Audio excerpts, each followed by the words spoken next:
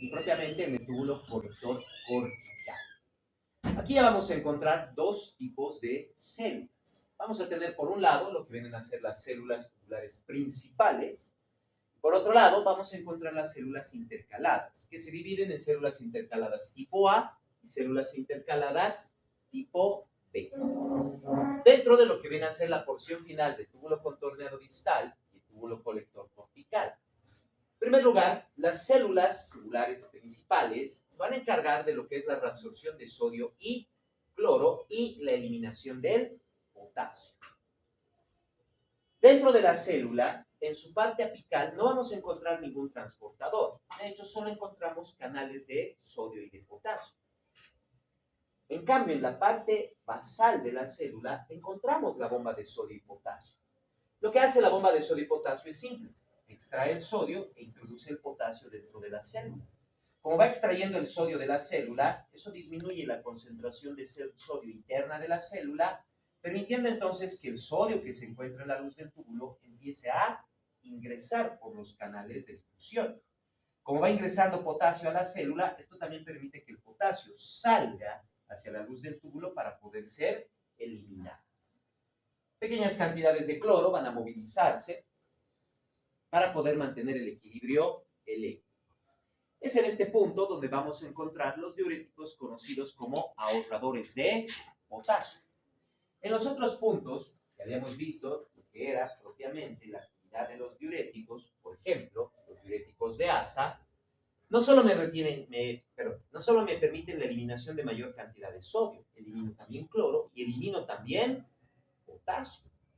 Esto puede generar, claro, una pérdida del volumen sanguíneo y no se olviden que si elimino también el potasio, una dificultad en lo que viene a ser la repolarización de las membranas, lo que me puede generar inclusive a nivel cardíaco mayor incremento de la frecuencia cardíaca o fuerza de contracción del corazón, que para un paciente hipertenso no es muy bueno a largo plazo, ya que deja a provocar que la presión no se pueda regular.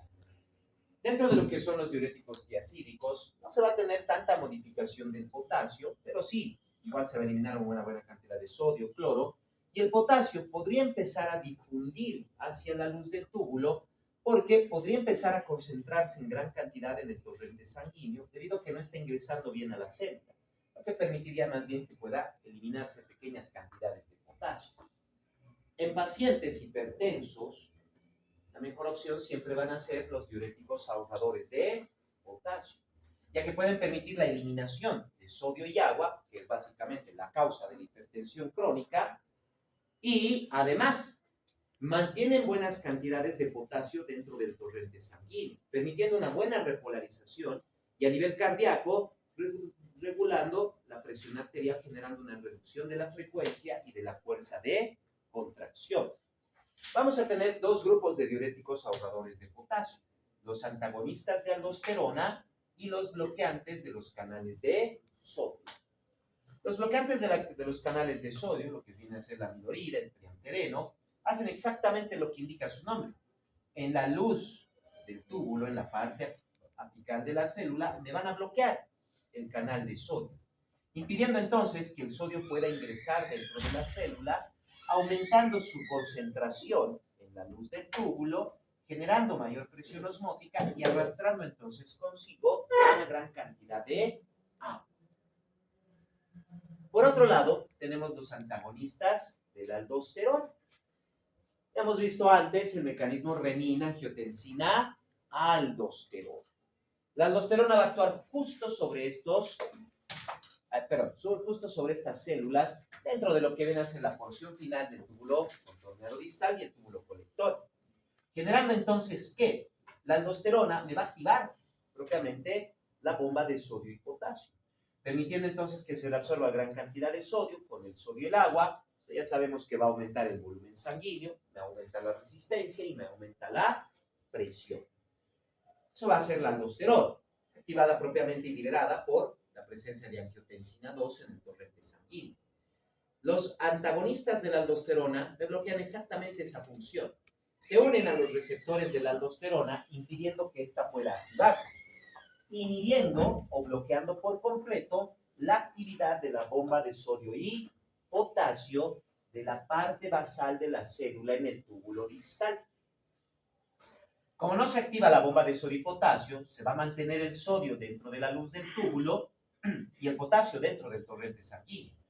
Entonces, se va a eliminar gran cantidad de sodio, con el sodio se va a eliminar agua, pero se va a mantener dentro del cuerpo el potasio. Una función bastante importante para los pacientes hipertensos. Los antagonistas de aldosterona son propiamente la espironolactona y la esclerenol. Y, como van a ver también cuando pasen cardiología, es uno de los mejores diuréticos que utilizamos en una gran variedad de alteraciones cardiológicas. Pacientes con hipertensión, pacientes con insuficiencia cardíaca, pacientes incluso en algunas arritmias, van a estar con cualquier bloqueante de la aldosterona, ya sea la espironolactona o la esclerenol, ya que no solo me va a facilitar una mayor eliminación de sodio y agua, regulando la presión en estos pacientes, sino que bloquea propiamente el efecto de la aldosterona, evitando entonces que si se genera la activación del mecanismo renina-angiotensina-aldosterona, no vaya a generarse una elevación de la presión descontrolada, lo que sería perjudicial para los pacientes cardíacos. Me estaba saltando sin explicarles las células intercaladas. A nivel de lo que vienen a ser las células intercaladas, se va a generar propiamente un aclaramiento y una regulación del equilibrio ácido-base. Las células intercaladas, tanto tipo A como tipo B, funcionan de la misma manera. En primer lugar, captan el dióxido de carbono del torrente sanguíneo. En su interior existe la enzima anidrasa carbónica que se va a encargar de facilitar la formación de ácido carbónico. No se olviden que el dióxido de carbono en agua siempre va a formar ácido carbónico. Pero gracias a la anidrasa carbónica, este mecanismo es mucho más acelerado. Y el ácido carbónico, como sabemos, no se queda como tal dentro del cuerpo, dentro de los tejidos orgánicos, se disocia. Va a separarse el hidrógeno y el bicarbonato. Ambas células van a presentar también, a nivel de sus membranas, los mismos transportadores. Por un lado, vamos a encontrar lo que viene a ser propiamente un transportador de sodio, pero un transportador de hidrógeno, que es el que va a mover el hidrógeno fuera de la célula. Al otro lado vamos a tener el transportador de bicarbonato. Quiere decir que por un lado de la célula se va a eliminar hidrógeno y por otro lado se va a eliminar bicarbonato. Ahí es donde vamos a ver la diferencia entre las células intercaladas tipo A y las células intercaladas tipo B. Las células intercaladas tipo A envían hidrógeno a la luz del túbulo. Van a enviar el hidrógeno junto con pequeñas cantidades de cloro. A medida que van enviando el hidrógeno, también van absorbiendo potasio. En cambio, en la parte basal, van a enviar hacia el torrente sanguíneo el bicarbonato, introduciendo cloro dentro de la célula, que es el que se va a mover junto con el hidrógeno hacia la luz del túbulo, y el potasio que va a empezar a ingresar dentro del torrente sanguíneo. La célula intercalada tipo B es exactamente al revés. Envía más bien el bicarbonato hacia la luz del túbulo, de ahí va a absorber cloro, va a absorber potasio, y más bien va a enviar al torrente sanguíneo el hidrógeno, absorbiendo el potasio y eliminando el cloro. O sea, la célula está exactamente al revés, nada más. Entonces, estas células lo que van a hacer básicamente es mantener principalmente el equilibrio ácido-base. Si el pH del torrente sanguíneo, o sea, el pH del cuerpo, se vuelve alcalino, se va a activar principalmente lo que viene a ser la célula intercalada tipo B, eliminando el bicarbonato y reteniendo el hidrógeno, tratando de regular el pH del torrente sanguíneo.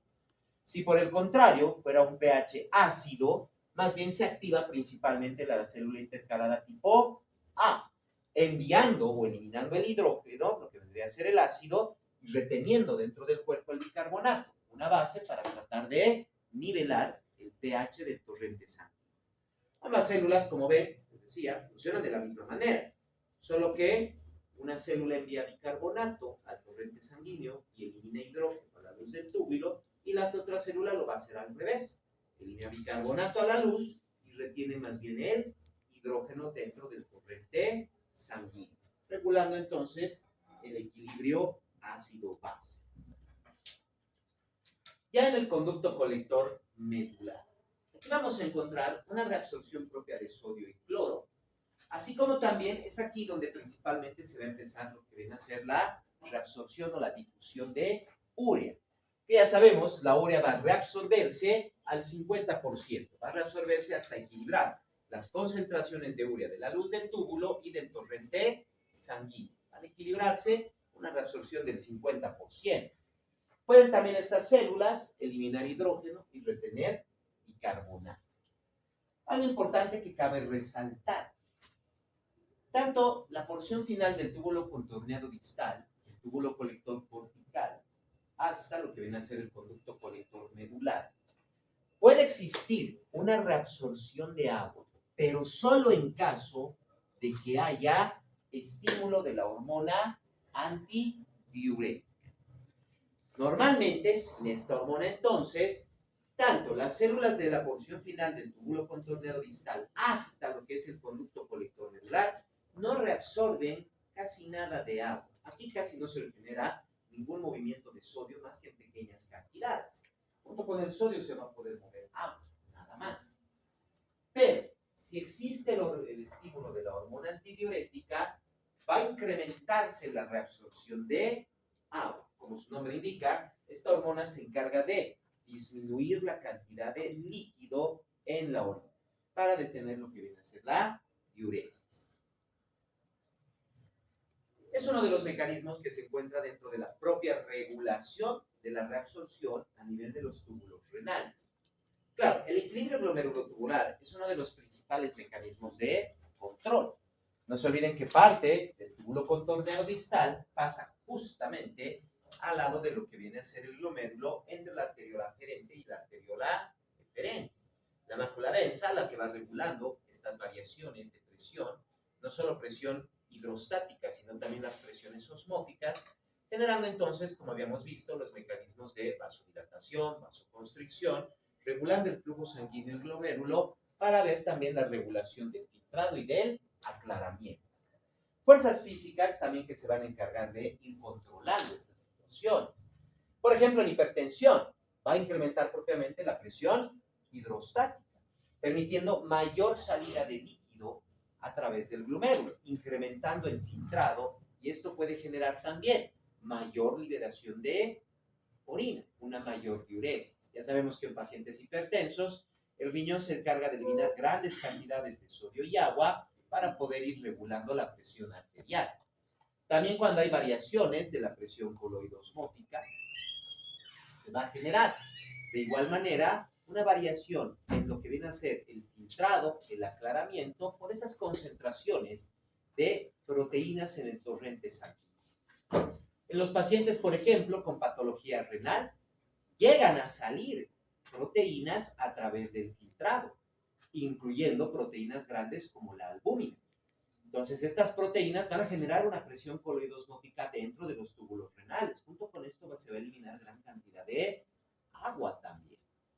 Claro, no están logrando regular la presión, se retiene bastante cantidad de sodio, pero se están eliminando proteínas. Eso es lo que pasa con los pacientes con patología renal. Pierden proteína a través de la orina, pero retienen gran cantidad de sodio, lo que va a generar hipertensión y por la pérdida de proteínas a nivel de las fuerzas de Starling, con el aumento de la presión arterial, edemas en todo el cuerpo del paciente.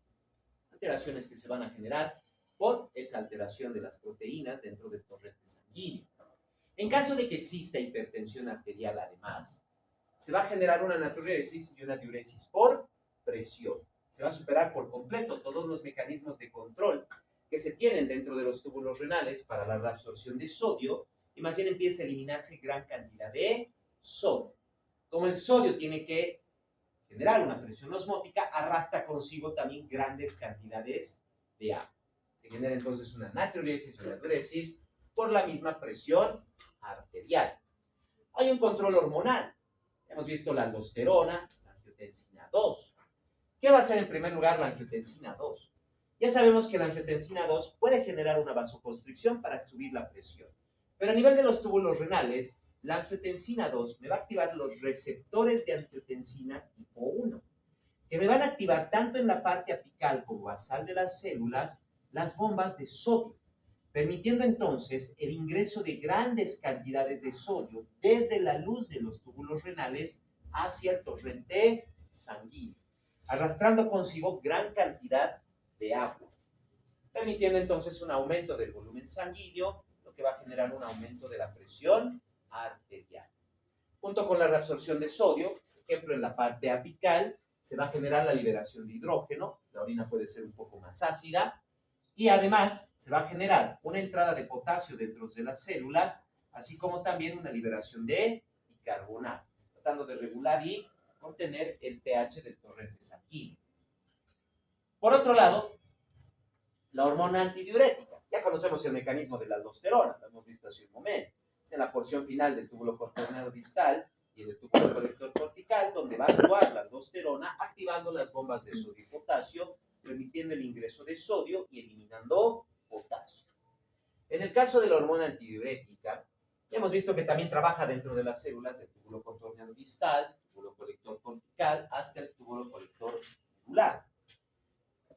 Aquí es donde principalmente la aldosterona va a actuar sobre una proteína receptora en las células, generando la activación de la proteína G, la cual me va a activar la adenilatociclasa, generando la transformación de gran cantidad de ATP en AMP cíclico. El AMP cíclico es lo que habíamos visto, por ejemplo, para músculos. Me puede generar la activación de la proteína sinasa A. ¿Esto qué va a generar? Me va a empezar a fosforilar proteínas, me va a empezar a fosforilar estructuras dentro de la célula. ¿Qué va a fosforilarme? Me va a fosforilar acuaporinas.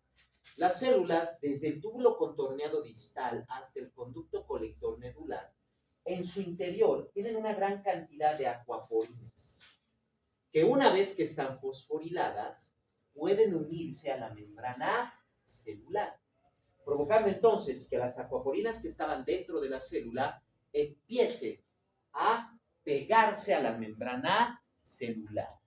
Como ahora tenemos una gran cantidad de acuaporinas, esto permite el ingreso de grandes cantidades de agua desde el túbulo renal hacia el torrente sanguíneo. Ese es el efecto de la hormona antidiurética. Cuando no está presente este efecto, no van a estar las acuaporinas en la membrana. Una vez que desaparece el estímulo de la hormona antidiurética, desaparece el AMP cíclico, la proteína sinasa A deja de funcionar y se va a quitar el fosfato de todas las acuaporinas. Van a defosforilarse, inactivarse. Como ya no tienen fosfato, inmediatamente se desprenden de la membrana y vuelven a quedar dentro de la célula, generando entonces que ya no se genere mayor reabsorción de agua. Por eso les decía, desde el túbulo contorneado distal, principalmente en su porción final, hasta el conducto colector medular, se puede generar reabsorción de agua solo en caso de estímulo de la hormona antidiurética. De lo contrario, lo poco que de agua que pueda reabsorberse es que se está moviendo junto con los niveles de sodio. Nada.